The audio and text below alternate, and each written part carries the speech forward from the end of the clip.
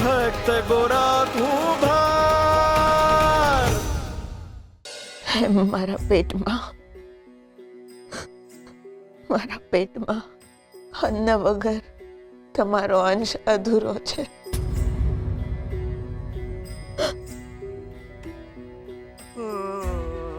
હું હવે ભૂખ સહન નથી કરી શકતી. હું જાણું છું દેવી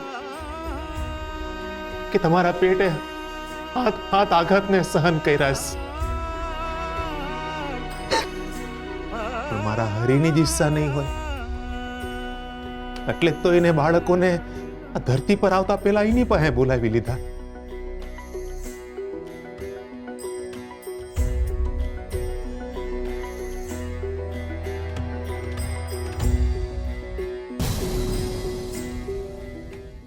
મેં વિચાર્યું પણ નહોત કે આવું થાય. કદાચ ભગવાનને મારો પ્રસાદ આ મંજૂર ના હોય, નકર આવું ન બને. ભાઈ, માણસની ભૂલમાં કૃષ્ણને દોષ ના આપો. પ્રભુને તો ભક્ત વાલા હોય. તો પછી આવું હું કામ બન્યું? હું કેટલા હોશથી આ પ્રસાદ લઈને આવ્યો હતો. મારા હાથ તમને આઘાત લાગ્યો. મારા કર્મ જ ખરાબ હશે.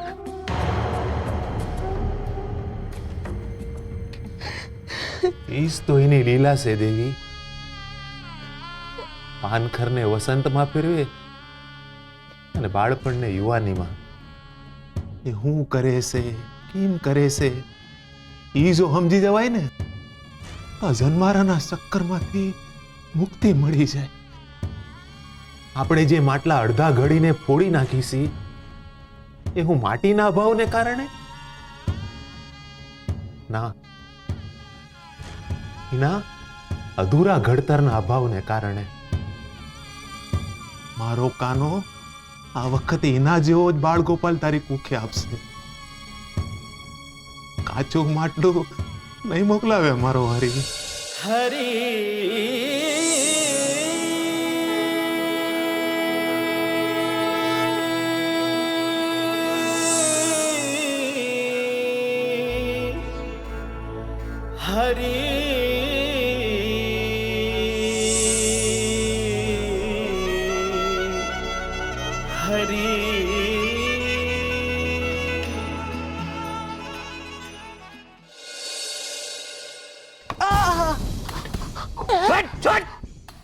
ચોરી કરે છે? તારે એક કાવડિયામાં બે કોડિયા જોઈએ છે? ચોર!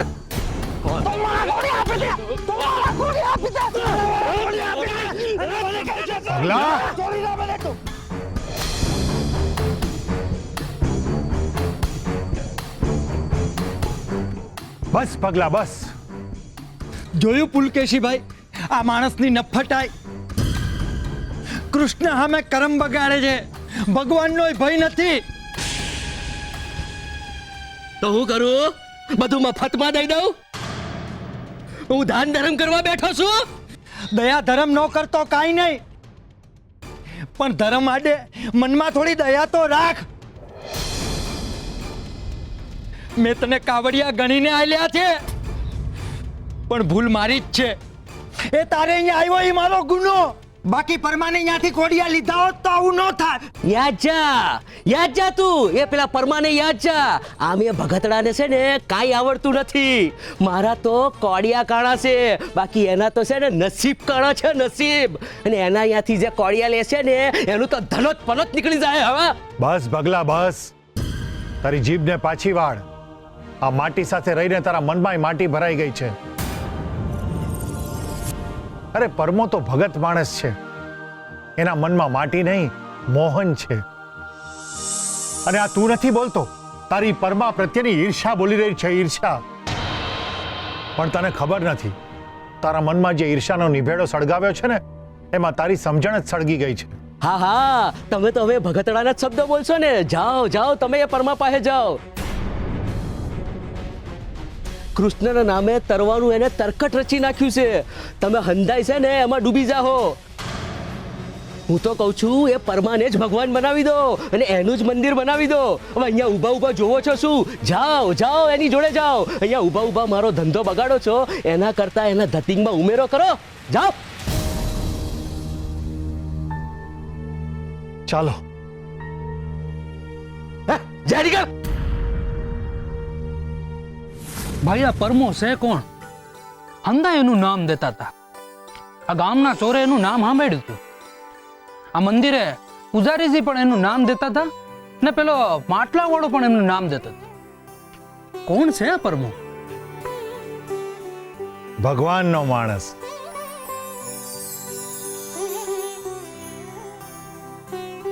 તમને ગામમાં પ્રવેશતાની સાથે બધા જુદા જુદા કૃષ્ણના મંદિર બતાવ્યા હતા ને, જેમાંનું એક મંદિર જ્યાં આપણે જઈને આવ્યા, અને બીજું મંદિર એટલે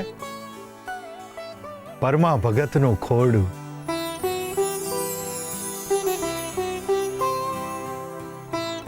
પેલા કૃષ્ણના મંદિરમાંથી તો તમારે અપમાનિત થઈને પાછા આવવું પડ્યું, પણ પરમા ભગતના ઘરેથી જાકારો નહીં જ મળે. ત્યાં સત્કર્મનો વરસાદ અવિરત વરસતો જ રહે છે. એના આંગણે જે પણ જાય છે ને, એને કૃષ્ણ ભક્તિમાં ભીંજાવાનો અવસર મળે છે. આ ગામમાં હજી અમુક લોકોના મનમાં કૃષ્ણ કૃષ્ણ વચ્ચે ભેદ છે, પણ પરમાને તો એક જ કેડી વાલી છે, એના કૃષ્ણની. એને મન તો બધાયનો નાથ એક જ છે, ગિરધર ગોપાલ. બહુ ભરોસો છે ને તમને તમારા હરી પર.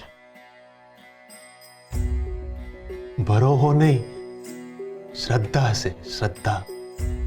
આ ભરોહો તો છે ને કાચા માટલા જેવો હોય, તકલીફનો ટકોરો પડે એટલે ફૂટી જાય. શ્રદ્ધા, શ્રદ્ધા માટી જેવી હોય છે, જે ભક્તિના સાંકડા પર વારંવાર નવા નવા આકારે જીવતી રહેશે. તમે હરી પર છે ને ભરોહો રાખો. આ દીવડા હાટું ઘીની હગવડે મારો હરી કરી આપશે. જો આ રહ્યું. એ પરમા ભગત ઘરમાં છે કે?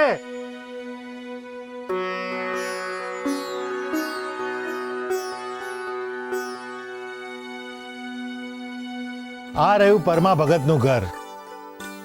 ઘર તો મારા ગિરધર ગોપાલનું ભાઈ. હું તો ભાડુઆત માણસ છું, માલિકી ઉપર વાળો છે.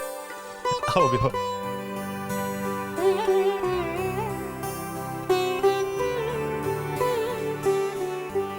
વામસીભાઈ, આ કૃષ્ણનો સૌથી વાલો ભાડુઆત છે, અને ભગત આ વામસીભાઈ છે. જય શ્રી કૃષ્ણ. જય શ્રી કૃષ્ણ. આ બાજુના ગામમાંથી કૃષ્ણનું મંદિર શોધતા શોધતા અહીંયા આવ્યા હતા. ભાઈ, હરીને હોદવાના ના હોય, આત્મા ઈ જ પરમાત્મા છે. ભગત, આ બધી ઊંડી વાતોની મને સમજ ન પડે. મારે તો બાધા હતી એટલે આ પ્રસાદ ચડાવવા આવ્યો હતો. મંદિરે તો મેળ ન પડ્યો એટલે આ પ્રસાદ તમે જ લ્યો. ના ભાઈ, પ્રસાદ તો માધવને હોય, માણાને નહીં. હું તો નાનકડો ભગત છું ભાઈ. ના મારી પાસે કાંઈ છબી, ના કાંઈ મૂર્તિ. આ પ્રસાદ લેવાનો અધિકાર મને નથી. ભગત, આ મારી બાધા અધૂરી રહી જશે. અમારો પ્રસાદ લઈ લે. મંદિરેથી તો જાકારો મળ્યો, પણ હવે અહીંથી પણ ના ભાઈ ના, તું જાકારો નથી દેતો. આ તો મારા હરીનું ખોરડું છે. અહીંયા જાકારો ન હોય, આવકાર હોય. તમે છે ને એક કામ કરો, આ પ્રસાદને છે ને આ કોડિયામાં મૂકી દો.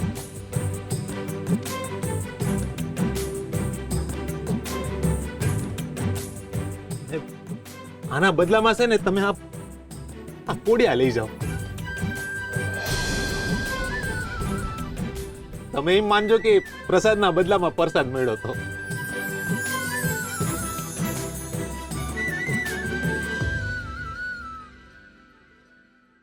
ભગત, મને એક વિચાર આવે છે. તમે માટલા ઘડો છો, દીવડા ઘડો છો, તમારામાં આવડત પણ છે, તો તમે એકાદ કૃષ્ણની મૂર્તિ કેમ નથી ઘડતા? આ ઘડવૈયાને ઘડવાનું મારું ગજુ નથી. આ માટી એ એની, આ સાંકડો એનો અને હું એનો. આ તો એને ઘડેલા ઈને ઘડે એવી વાત થઈ. તમારી ભક્તિને કોઈ ન પહોંચે હો ભગત. પામસીભાઈ, હાલો ત્યારે ભગત. જય શ્રી કૃષ્ણ. જય શ્રી કૃષ્ણ. જય શ્રી કૃષ્ણ. જય શ્રી કૃષ્ણ.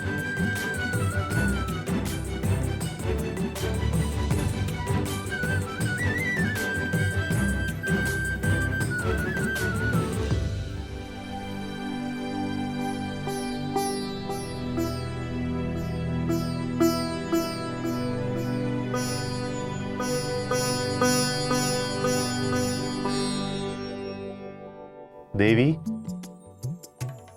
હું વિચારો છો? જોયું ને,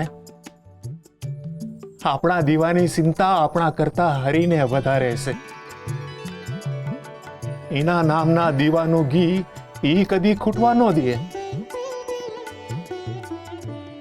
લ્યો હવે આપણા દીવામાં થોડું ઘી પૂરી દ્યો, મારો હરી રાજી થાય.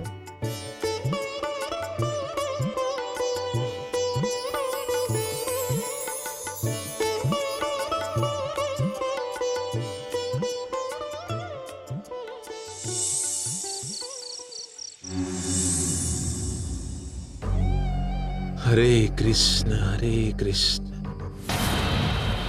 હરે કૃષ્ણ હરે કૃષ્ણ.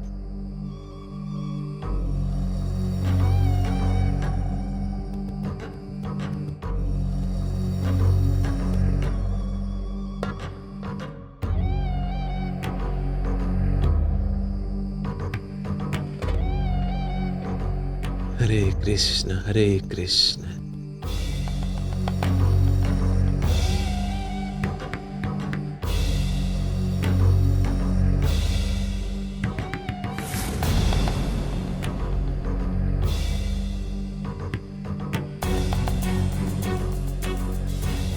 અરે કૃષ્ણ, હવે જોઉં છું કે આ તારો કૃષ્ણ શું કરે છે. હરે કૃષ્ણ હરે કૃષ્ણ હરે કૃષ્ણ હરે કૃષ્ણ હરે કૃષ્ણ હરે કૃષ્ણ કૃષ્ણ હરે કૃષ્ણ.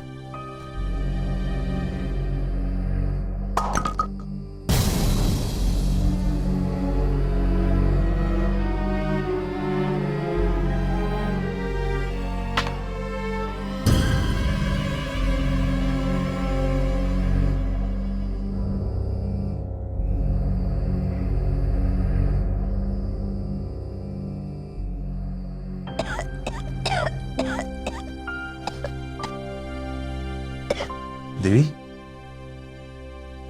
પાણી. હરિનું નામ લો, હંધું સારું થઈ જાય.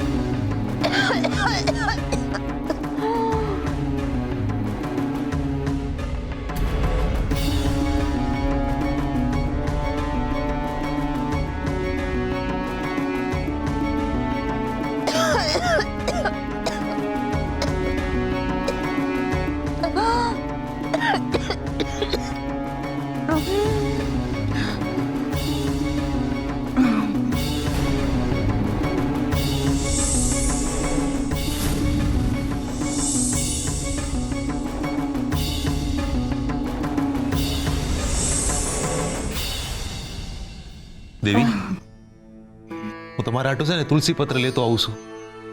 અહીંયા હામ રાખજો. હરી છે ને માથે હાથ રાખશે. ઉભા રહ્યો. અટાણે મારે હરીની નહીં, તમારી જરૂર છે. મારી હારે રહ્યો, ક્યાંય ન જાતા.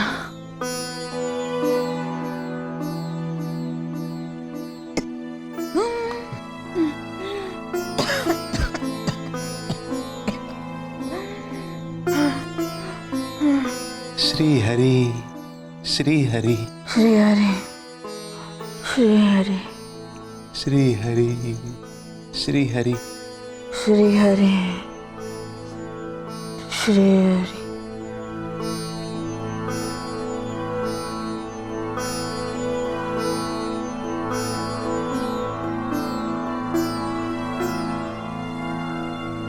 હરે કૃષ્ણ, હરે કૃષ્ણ.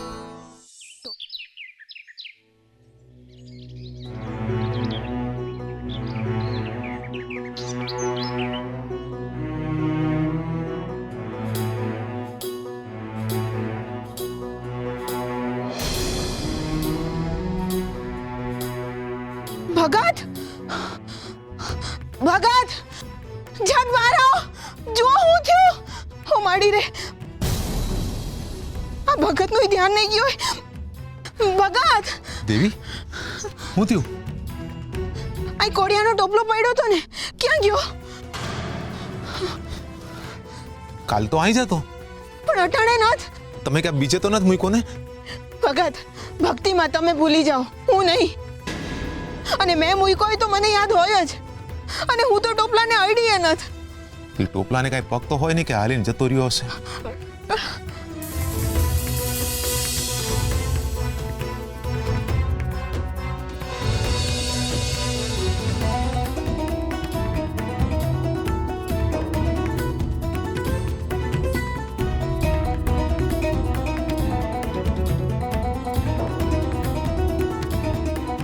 ટોપલો ઈના પગે તો નહીં જ ગયો હોય,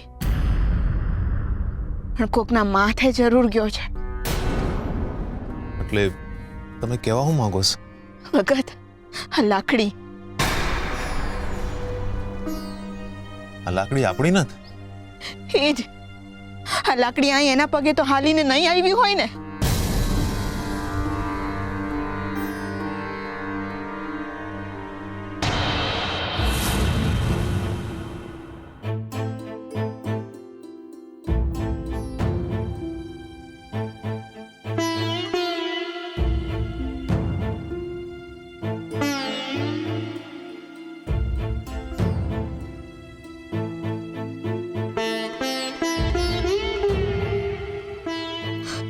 ચોરાઈ ગયા, કોડિયા ચોરાઈ ગયા, ચોરાઈ ગયા કોડિયા.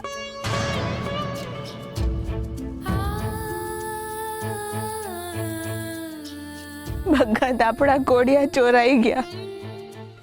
તમે ભક્તિમાં ધ્યાન લગાવ્યું ને કોઈ ધ્યાન ચૂકવી ગયું. આવીને આપણા કોડિયા ચોરી ગયું. ભગત, ભગત, આ કોડિયા વેચીને જ આપણે દીવામાં ઘી પૂરવાનું હતું ને. પેટમાં 2 દીથી અન્નનો દાણોય નથી પડ્યો, અને હવે તો ઘરમાંથી કોડિયા આવી ગયા. અને હવે જો પેટમાં કઈ નહીં પડે ને, તો આ દીવો ઓલવાઈ જાય. ભગત, શું થાય ભગત હવે?